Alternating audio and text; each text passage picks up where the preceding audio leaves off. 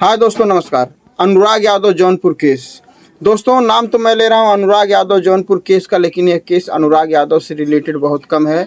यानी कि आज की बात मैं दोस्तों करूंगा अनुराग यादव के लिए, जो लगातार लड़ाई लड़ रहे हैं और जिन्होंने अनुराग यादव के लिए कदम से कदम मिलाया और अनुराग यादव के लिए दिन रात 24 घंटे तत्पर रहे। पूरे देश नहीं, यानी कि पूरे भारत में, पूरे विश्व से जो जो भी लोग थे अलग अलग कंट्रीज़ में, भारत के लोग जो अलग अलग कंट्रीज़ में थे, वो लोग विदेशों से फ़ोन करते थे प्रधान जी के पास और अनुराग यादव का हाल चाल लेते थे, प्रधान की सलामती की दुआ करते थे। यानी कि ये मानिए प्रधान जी अनुराग यादव केस को लेकर के एक हीरो बन चुके थे और लोगों की नज़रों में उनकी छवि बहुत ही अच्छी थी। लोग यहाँ तक कहते थे कि हर गांव का प्रधान इन्हीं के जैसा होना चाहिए। यहाँ तक कि दोस्तों उनको यहाँ तक कहा गया कि अगर इनकी छवि ऐसी ही रही और ये ऐसे ही लोगों के लिए लड़ाई लड़ते रहे तो इनको प्रधानी से ऊपर उठ करके और जगह हाथ आजमाना चाहिए, जैसे MP MLA की सीट के लिए।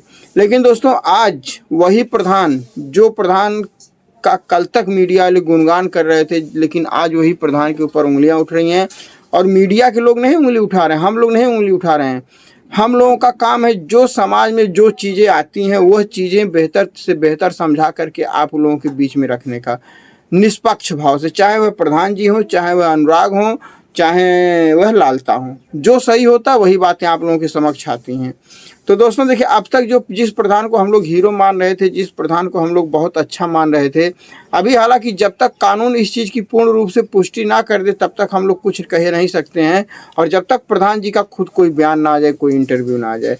लेकिन दोस्तों अब प्रधान जी का इंटरव्यू आना, बयान आना बहुत दूर की बात है, क्योंकि प्रधान जी गिरफ्तार हो चुके हैं और इस बार एक नहीं पूरी सात धाराओं के अंदर ये मामला मुकदमा दर्ज हुआ है और उनको अरेस्ट कर लिया गया है।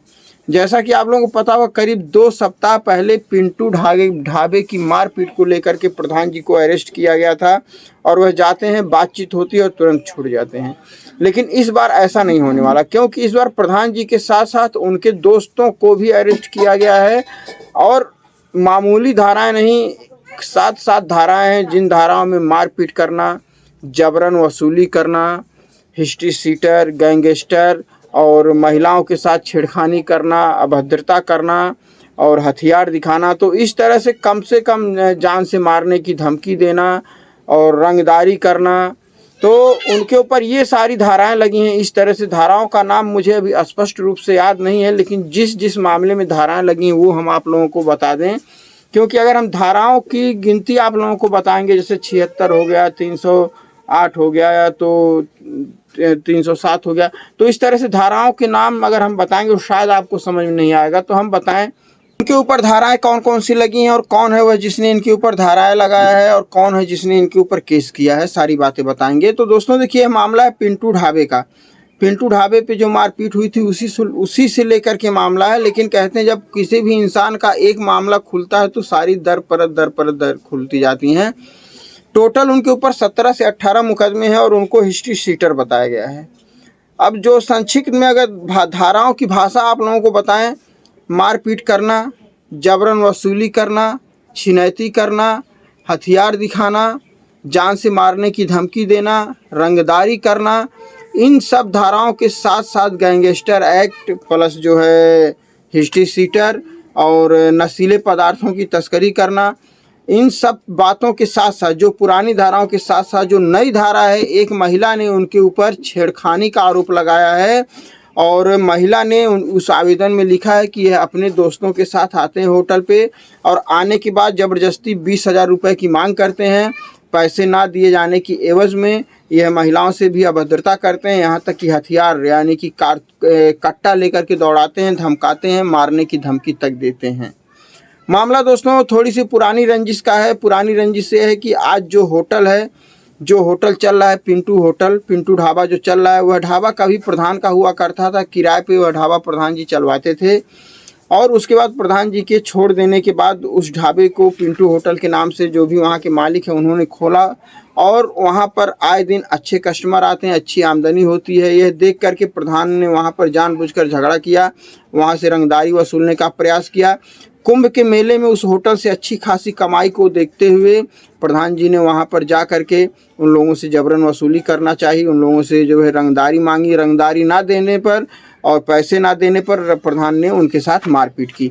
यहाँ तक बताया जा रहा है वहाँ की महिलाओं के साथ भी प्रधान जी ने मारपीट की, गाली गलौज की। बहुत सारे ऐसे मामले प्रधान के ऊपर संलिप्त हैं।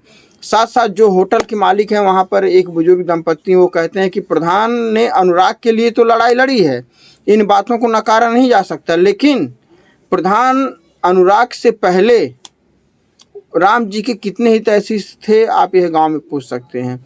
कहीं ना कहीं लालता के मकान को गिराने की जो साजिश है, लालता का मकान गिरे ये हम सब लोग चाहते हैं, लेकिन अब इसमें बातें यह निकल कर के आ रही हैं जो वीरेंद्र यादव प्रधान जी हैं वह अपनी निजी दुश्मनी अनुराग के सहारे निकालने का प्रयास कर रहे हैं, यानी कि दूसरे के कंधे पर बंदूक रख करके प्रधान जी चला रहे हैं। यह बातें निकल करके भी सामने आ रही हैं। दोस्तों, जो भी सही होती है, जो भी बातें सटीक होती हैं, बातें मैं जानता हूं कि आज जो भी लोग प्रधान को मानते होंगे, जो भी लोग प्रधान को जानते होंगे और जो भी लोग प्रधान के ऊपर विश्वास करते थे कि एक यही है प्रधान जो अनुराग को न्याय दिला सकते हैं, आज कहीं ना कहीं हम लोगों के दिल को एक ठेस पहुंचेगी, चोट पहुंचेगी। क्योंकि एक दोस्तों कहते हैं विश्वासघात। आप लोगों ने प्रधान जी के ऊपर इतना विश्वास कर लिया था और आज अगर आपका विश्वास टूटता है कि जिसके ऊपर हम भरोसा कर करके बैठे हैं कि यह अनुराग को न्याय दिलाएगा, वह खुद एक गुनहगार हो, हिस्ट्री सीटर हो और गैंगस्टर हो और कई धाराओं में संलिप्त हो। अब रही बात दोस्तों कानून का मैटर है, कानून बहुत जल्द इस चीज़ से पर्दा उठाएगा। हो सकता है कॉन्फ्रेंस भी हो या तो मीडिया वाले हैं खोज के निकालेंगे, कहीं ना कहीं से कुछ ना कुछ बातें आप लोगों के समझ जरूर आएंगी।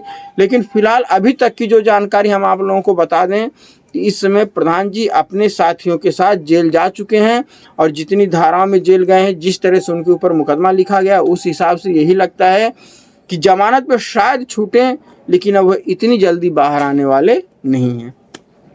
अब दोस्तों रही बात अनुराग की। अनुराग के मामले में जो चल रहा है आप लोगों को बहुत अच्छी तरह से पता है। 19 तारीख यानी कि 19 मार्च को डेट लगी है और संभवतः अब अनुराग को बहुत ही जल्द न्याय मिल जाएगा। बहुत ही जल्द अनुराग के लिए सपोर्ट में फैसला आएगा, अनुराग की तरफ से फैसला आएगा और लालता के मकान पर बुलडोजर चलेगा। अब रही बात प्रधान जी कितने सही हैं कितने गलत हैं, जो भी बातें स्पष्ट रूप से सामने आई हैं इलेक्ट्रॉनिक मीडिया यानी कि प्रिंट पेपर के द्वारा, जो भी एफआईआर की कॉपी आई है, एफआईआर की कॉपी पे जो जो धाराएं लिखी गई वो आपको बताया गया है, प्लस जो बयानबाजी हुई है पिंटू होटल के ढाबे के मालिक की तरफ से वह बातें आप लोगों को बताई गई हैं। लेकिन अभी प्रधान की तरफ से कोई भी मौखिक बयान नहीं आया है कि इन बातों में कितनी सच्चाई है। बाकी चलिए दोस्तों आज का वीडियो यहीं पर समाप्त करते हैं। बाकी आपकी क्या राय है प्रधान जी के बारे में आप कमेंट करके ज़रूर बताइएगा और मिलते हैं नेक्स्ट वीडियो में। तब तक के लिए जय हिंद, जय भारत।